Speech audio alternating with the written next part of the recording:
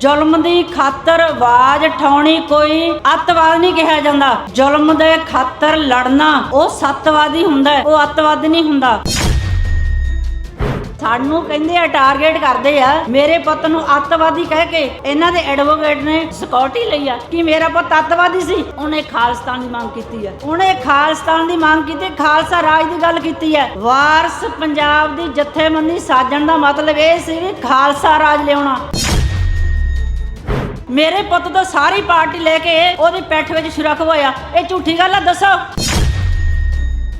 ਮੇਰੇ ਪੁੱਤ ਨੇ ਕਿਹੜਾ ਫੰਡ ਇਕੱਠਾ ਕੀਤਾ ਸੀਗਾ, ਕਿਹੜੀਆਂ ਉਹਦੀਆਂ ਕੋਠੀਆਂ ਪਾਲੀਆਂ? ਕਰੋ ਸਾਡੇ ਘਰ ਦੀ ਜਾ ਕੇ ਉੱਥੇ ਤਲਾਸ਼ੀ ਕਰੋ, ਸਾਡੇ ਘਰ ਦੀ ਜਾ ਕੇ ਵੀ ਕੀ ਸਾਡੇ ਘਰੇ ਬਣਿਆ। ਉਹ ਮੇਰੇ ਪੁੱਤ ਨੂੰ ਨਾਲੇ ਤੱਕ ਕਹਿੰਦੇ ਵੀ ਇਹ ਗਦਾਰ ਹੈ, ਸਾਰਾ ਕੁਝ ਕੀਤਾ ਜੋ ਖੰਡੇ ਨੇ ਕੀਤਾ, ਵੀ ਅਸੀਂ ਪਿੱਠ ਕਰ ਲਈ ਤੇ ਮਾਰਦੇ ਉਹਨੂੰ ਮਾਰਨਾ, ਨਾਲੇ ਮਰਵਾਤਾ, ਨਾਲੇ ਮੇਰੇ ਪੁੱਤ ਦੀਆਂ ਫੋਟੋ ਲਾਈਆਂ, ਆ ਵੇਖ ਲਓ ਜਾ ਕੇ। ਨਾਲੇ ਮੇਰੇ ਪੁੱਤ ਨੂੰ ਵਰਤਦੇ ਆ, ਨਾਲੇ ਸਾਨੂੰ ਪੁੱਛਿਆ ਨਹੀਂ। ਲਾਣ ਦੇ ਇਹੋ ਜਿਹੀ ਪਾਰਟੀ ਦੇ ਨਾ ਇਸ ਪਾਰਟੀ ਦਾ ਮੈਂ ਸਾਥ ਅੱਜ ਦੇਵਾਂ ਨਾ ਮੈਂ ਕੱਲ ਦੇਵਾਂ। ਆ ਜਿਹੜੀ ਸੱਚਾਈ ਹੈ, ਸੱਚਾਈ ਦਾ ਸਾਥ ਦੇਵਾਂਗੇ। ਸਤਿਕਾਰਯੋਗ ਗੁਰੂ ਰੂਪ ਸਾਧ ਸੰਗਤ ਜੀ, ਗੱਜ ਕੇ ਬੁਲਾਓ। ਵਾਹਿਗੁਰੂ ਜੀ ਕਾ ਖਾਲਸਾ, ਵਾਹਿਗੁਰੂ ਜੀ ਕੀ ਫਤਿਹ। ਸਾਰੀ ਸੰਗਤ ਇੱਥੇ ਆਪਾਂ ਜੋ ਗੁਰੂ ਗੋਬਿੰਦ ਸਿੰਘ ਜੀ ਨੇ 1699 ਦੀ ਈਸਵੀ ਨੂੰ ਖਾਲਸਾ ਪੰਥ ਦੀ ਸਿਰਜਣਾ ਕੀਤੀ ਸੀ, ਉਸ ਦਿਨ ਨੂੰ ਮਨਾਉਣ ਦੀ ਖਾਤਰ ਆਪਾਂ ਸਾਰੇ ਇੱਥੇ ਇਕੱਠੇ ਹੋਏ ਹਾਂ। ਇਸ ਵਿਚਾਰ ਦੇ ਨਾਲ ਨਾਲ ਆਪਾਂ ਇਹ ਵੀ ਵਿਚਾਰਨਾ ਵੀ ਸਾਨੂੰ ਕੀ ਚਾਹੀਦਾ। ਜਿਹੜਾ ਹੁਣ ਕਹਿ ਰਹੇ ਆ ਵੀ ਇਹ ਖਾਲਿਸਤਾਨ ਮੰਗਦੇ ਆ, ਖਾਲਿਸਤਾਨ ਦੀ ਮੰਗ ਹੈ। ਸਾਡੇ ਗੁਰੂ ਸਾਹਿਬ ਨੇ, ਸ੍ਰੀ ਗੁਰੂ ਹਰਗੋਬਿੰਦ ਸਾਹਿਬ ਜੀ ਨੇ ਪਹਿਲਾਂ ਵੱਖਰੇ ਰਾਜ ਦੀ ਗੱਲ ਕੀਤੀ ਸੀ। ਗੁਰੂ ਹਰਗੋਬਿੰਦ ਸਾਹਿਬ ਜੀ ਨੇ ਕਿਹਾ ਵੀ ਇੱਥੇ ਮੈਂ ਇਹੋ ਜਿਹੇ ਸਿੰਘ ਭਰਤੀ ਕਰਨੇ ਆ ਜਿਹੜੇ ਜ਼ੁਲਮ ਦੀ ਖਾਤਰ ਲੜ ਸਕਣ। ਜ਼ੁਲਮ ਦੀ ਖਾਤਰ ਆਵਾਜ਼ ਉਠਾਉਣੀ ਕੋਈ ਅੱਤਵਾਦ ਨਹੀਂ ਕਿਹਾ ਜਾਂਦਾ। ਜ਼ੁਲਮ ਦੇ ਖਾਤਰ ਲੜਨਾ ਉਹ ਸੱਤਵਾਦੀ ਹੁੰਦਾ, ਉਹ ਅੱਤਵਾਦ ਨਹੀਂ ਹੁੰਦਾ। ਇੱਥੇ ਸਾਡੇ ਬਾਪੂ ਜੀ ਸਿਮਰਜੀਤ ਮਾਨ ਸਿੰਘ, ਇਹਨਾਂ ਨੇ 40 ਸਾਲ ਪਾਰਟੀ ਦੀ ਸੇਵਾ ਕੀਤੀ ਹੈ। ਇਹ ਜੇਲ੍ਹਾਂ ਵਿੱਚ ਵੀ ਫੜੇ ਗਏ, ਇਹਨਾਂ ਦੇ ਨਹੁੰ ਖਿੱਚੇ ਗਏ, ਪਰ ਇਹ ਆਪਦੇ ਨਿਸ਼ਾਨੇ ਤੋਂ ਨਹੀਂ ਥੜਕੇ। ਇਸ ਲਈ ਅਸੀਂ ਇਸ ਪਾਰਟੀ ਦੇ ਨਾਲ ਜੁੜੇ ਹੋਏ ਹਾਂ।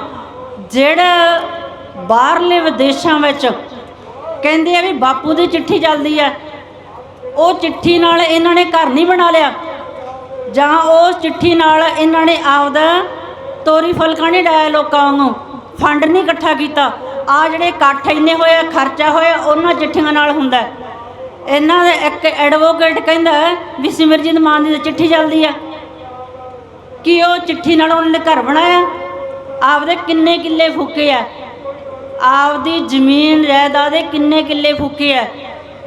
ਇਸ ਪਾਰਟੀ ਨੇ ਜੇ ਰੌਲਾ ਪਾਇਆ, ਇੰਨੇ ਸ਼ਹੀਦ ਹੋ ਗਏ। ਸਾਡੇ ਬੇਟਾ ਉਹ ਮੇਰਾ ਨਹੀਂ ਕੌਮ ਦਾ, ਉਹਨਾਂ ਦਾ ਕਿਸੇ ਨੇ ਰੌਲਾ ਨਹੀਂ ਪਾਇਆ। ਜੇ ਪਾਰਲੀਮੈਂਟ ਵਿੱਚ ਰੌਲਾ ਪਾਇਆ ਤਾਂ ਇਹਨਾਂ ਨੇ ਪਾਇਆ। ਸਾਰੇ ਜਿੰਨੇ ਜਥੇਦਾਰ, ਜਿੰਨੀਆਂ ਕੌਮਾਂ ਦੇ ਲੀਡਰ ਫਿਰ ਕੇ ਸਾਰੇ ਫੇਰ ਇੱਥੇ ਆਉਂਦੇ ਆ। ਕਹਿੰਦੇ ਫਿਰਤ ਪ੍ਰਭ ਆਇਆ, ਪਰਿਆ ਤੋਂ ਸਰਨਾਈ, ਨਾਨਕੀ ਪ੍ਰਭ ਵੇਤੀ, ਆਪਣੀ ਭਗਤੀ ਲਾਈ। ਉਹ ਫੇਰ ਇੱਥੇ ਮੁੜ ਕੇ ਆਉਂਦੇ ਆ। ਪਰ ਉਹਨਾਂ ਨੂੰ ਇਹ ਚਾਹੀਦਾ ਵੀ ਅਸੀਂ ਆਪਣਾ ਨਿਸ਼ਾਨਾ ਸਮਝ ਗਏ, ਅਸੀਂ ਵੇਖੀਏ ਵੀ ਸਾਡਾ ਨਿਸ਼ਾਨਾ ਕੀ ਹੈ। ਕਿ ਖਾਲਿਸਤਾਨ ਦੇ ਵਿੱਚ ਇਕੱਲੇ ਖਾਲਸੇ ਰਹਿਣਗੇ? ਖਾਲਿਸਤਾਨ ਦਾ ਮਤਲਬ ਹੈ ਸਾਰਿਆਂ ਨੂੰ ਬਣਦਾ ਹੱਕ ਮਿਲੇ। ਜਿਹੜੇ ਕਹਿੰਦੇ ਅਸੀਂ ਆਜ਼ਾਦ ਹੈ, ਉਹਨਾਂ ਨੂੰ ਬਣਦਾ ਹੱਕ ਮਿਲ ਗਿਆ, ਸਾਨੂੰ ਤਾਂ ਹਾਲ ਤੱਕ ਨਹੀਂ ਮਿਲਿਆ। 35 ਸਾਲ ਹੋ ਗਏ, ਤੁਹਾਨੂੰ ਮਿਲ ਗਿਆ ਹੋਊਗਾ। ਜਿਹੜੇ ਚੁੱਪ ਕਰਕੇ ਬੈਠ ਜਾਂਦੇ ਆ, ਫਿਰ ਇੱਕ ਉਹ ਸਾਡੇ ਨਾਲ ਤਾਂ ਆਡਾ ਲਾਈ ਬੈਠੇ ਆ। ਸਰਕਾਰਾਂ ਨਾਲ ਮੱਥਾ ਲਾਉਣ, ਸਰਕਾਰਾਂ ਨਾਲ ਮੱਥਾ ਲਾਉਣ, ਸਰਕਾਰਾਂ ਨਾਲ ਮਿਟਣ, ਪਿੱਛੇ ਨੂੰ ਆਉਂਦੇ ਆ। ਸਾਨੂੰ ਕਹਿੰਦੇ ਆ ਟਾਰਗੇਟ ਕਰਦੇ ਆ, ਮੇਰੇ ਪੁੱਤ ਨੂੰ ਅੱਤਵਾਦੀ ਕਹਿ ਕੇ ਇਹਨਾਂ ਦੇ ਐਡਵੋਕੇਟ ਨੇ ਸਿਕਿਉਰਿਟੀ ਲਈ ਆ, ਸਿਕਿਉਰਿਟੀ ਲਈ ਆ ਕਿ ਮੇਰਾ ਪੁੱਤ ਅੱਤਵਾਦੀ ਸੀ। ਉਹਨੇ ਖਾਲਿਸਤਾਨ ਦੀ ਮੰਗ ਕੀਤੀ ਹੈ, ਉਹਨੇ ਖਾਲਿਸਤਾਨ ਦੀ ਮੰਗ ਕੀਤੀ, ਖਾਲਸਾ ਰਾਜ ਦੀ ਗੱਲ ਕੀਤੀ ਹੈ। ਵਾਰਸ ਪੰਜਾਬ ਦੀ ਜਥੇਬੰਦੀ ਸਾਜਣ ਦਾ ਮਤਲਬ ਇਹ ਸੀ ਵੀ ਖਾਲਸਾ ਰਾਜ ਲਿਆਉਣਾ। खालसा राज मंगना कोई माड़ी गल नहीं। कि आ ਜਿਹੜੇ ਸਾਰੇ ਹਿੰਦੂ ਸਿੱਖ ਖਾਲਸਾ ਰਾਜ ਵਿੱਚ ਨਹੀਂ ਰਹਿ ਸਕਦੇ, ਇਹਨਾਂ ਨੂੰ ਕੋਈ ਕੱਢਿਆ ਜਾਂਦਾ ਬਾਹਰ। ਇਹ ਕਹਿੰਦੇ ਵੱਖਰੇ ਰਾਜ ਦੀ ਗੱਲ ਕਰਦੇ ਆ। ਕਿਹੜਾ ਵੱਖਰਾ ਰਾਜ? ਹੁਣ ਇੱਥੇ ਸਾਰੇ ਵੱਖਰੇ ਵੱਖਰੇ ਬੈਠੇ ਆ। ਸਾਰਿਆਂ ਨੇ ਕਿਹਾ ਵੀ ਆਹ ਘਰ ਇੱਕ ਖਾਲਸੇ ਦਾ ਛੱਡ ਦਿਓ, ਦੂਸਰੇ ਪਾਸੇ ਹੋ ਜਾਓ।